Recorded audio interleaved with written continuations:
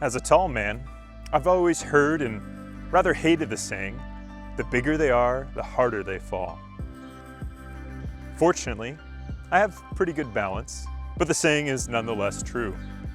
Becoming rich, famous, and powerful doesn't remove our fears, but rather makes us more anxious and paranoid because we have more to worry about losing. Besides just causing worry, concern for these things can prevent us from being truly free to saying yes to God. We've previously discussed how we need freedom from fear to discern our vocation, but we also need this freedom to live out our vocation as a Christian, as Jesus commands us to be perfect as your Heavenly Father is perfect.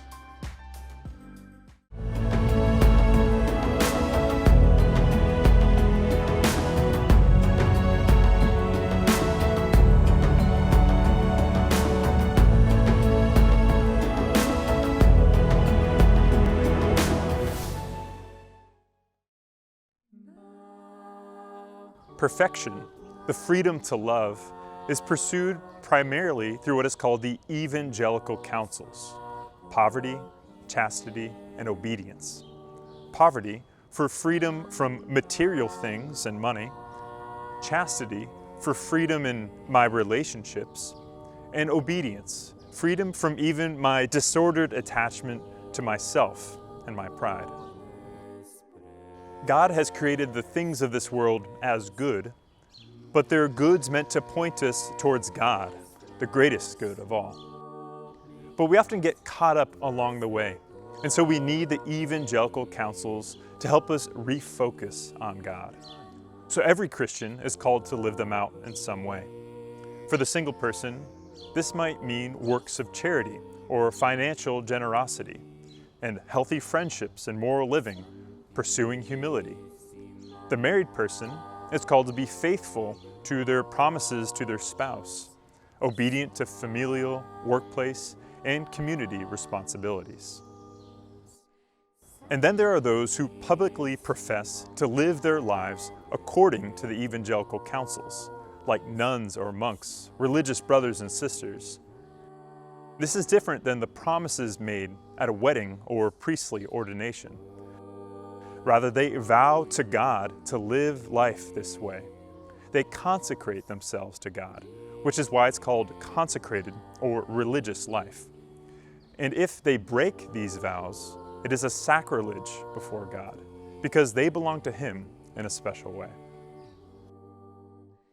A diocesan priest does not make vows, but still lives out the Evangelical Counsels through his priestly promises and ministry.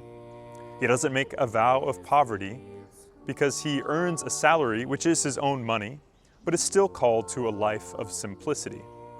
As for chastity, he makes a promise of celibacy to never marry, for like Jesus, the church is his bride.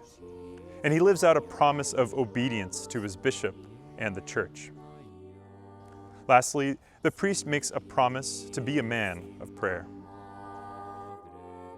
So a priest doesn't make public vows like a religious, but lives out the counsels in a particular way. But if it's not the Evangelical Counsels, what is it that distinguishes the life and ministry of a priest? Join us next time to find out.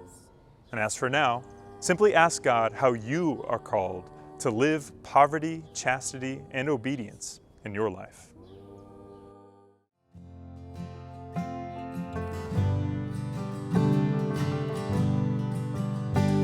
I praise you, God, for I am wonderfully made.